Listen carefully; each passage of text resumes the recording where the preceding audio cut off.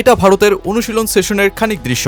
বল হাতে অধিনায়ক সূর্যকুমার যাদব অভিষেক শর্মার উদ্দেশ্যে বল ছুটছেন, তবে তিনি যেই বোলিং অ্যাকশন কপি করার চেষ্টা করছেন সেটাই বরং আলোচনা কেড়েছে। পাকিস্তানের ওসমান তারিককে নকল করে ভারতীয় ব্যাটারদের নেটে ঝালিয়ে নিতে সূর্যকুমার যাদবের এই প্রচেষ্টা, যা স্বভাবতই জানিয়ে দেয় ওসমান তারিক আজকের ম্যাচে কতটা মাথায় থাকবেন ভারতীয় ব্যাটারদের। কিন্তু উল্টো দিকে টিম ইন্ডিয়ার এই গোটা দলটাই তো পাকিস্তানের জন্য দুশ্চিন্তার। ব্যাটে বলে ফিল্ডিংয়ে একেবারে পারফেক্ট ভারতের রয়েছে বিধ্বংসী ব্যাটিং, ফাস্ট বোলিং ও স্পিনে দক্ষ ক্রিকেটার। তো চলুন এই এক ম্যাচ ঘিরে থাকা নানা বিষয়াদি জেনে নেওয়া যাক। ম্যাচের আগে সংবাদ সম্মেলনে পাক অধিনায়ক সালমান আলী আগা জানিয়েছেন তিনি অভিষেক শর্মাকে তাদের বিপক্ষে দেখতে চান। আসলে এই ম্যাচে পাক বোলারদের সবচেয়ে বড় টার্গেটই যে থাকবে ভারতীয় এই ওপেনার। টি-20 ক্রিকেটে অভিষেকের এক একটা ব্যাটিং ইনিংস, বাউন্ডারি হাঁকানোর শক্তি আর পরিসংখ্যান সবই তো পাকিস্তানের জন্য এক একটা আতঙ্ক।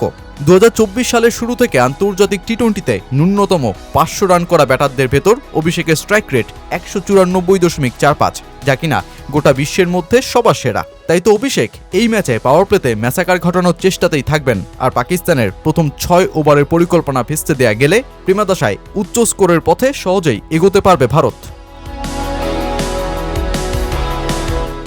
পাকিস্তানের ওসমান তারিক, আবরার আহমেদ বিপরীতে ভারতের বরুণ চক্রবর্তী ও অক্ষর প্যাটাল। প্রেমাদশায় তুলনামূলক স্পিন সহায়ক ট্র্যাকে দুই দলের ব্যাটারদেরই চ্যালেঞ্জ নিতে হবে। তবে ভারতের ভীষণ অভিজ্ঞ স্পিন আক্রমণ এক্ষেত্রে এগিয়ে থাকবে, কারণ কোয়ালিটি স্পিনে পাক ব্যাটারদের দুর্বলতা থাকে চরমে। উল্টো দিকে 2024 সালের শুরু থেকে টি-20তে প্রথম ওভারেই 25টি উইকেট নিয়েছেন শাহিন শাহ আফ্রিদি, যা পূর্ণ সদস্য দেশের বোলারদের মধ্যে সর্বোচ্চ। তবে সবশেষ এশিয়া কাপের 3 ম্যাচে ভারতের মাত্র 1টি উইকেটই তুলতে পেরেছেন এই পেসার, যা তার ভারত দুর্বলতাকে টেনে আনে প্রকাশ্যে। ভারতীয় ব্যাটিং ইনিংসের শক্তি প্রতিটা মোড়ে মোড়ে পরিকল্পিত। টপ অর্ডারে ঈশান কিষান, অভিষেক শর্মা ও তিলক ভার্মা ব্যর্থ হলেও মিডল অর্ডারে সূর্যকুমার, অক্ষর, দুবে কিংবা ফিনিশিংয়ে হার্দিক ও রিঙ্কু।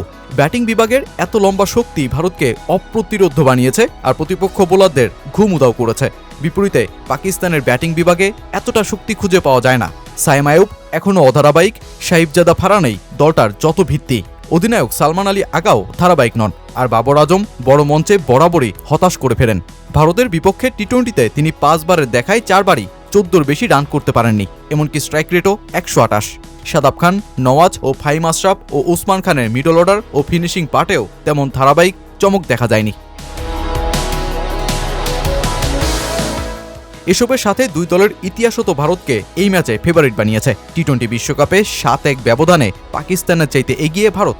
এমনকি টি-20তে 16 দেখায় 12টি জিতেছে ভারত, 3টি জিতেছে পাকিস্তান।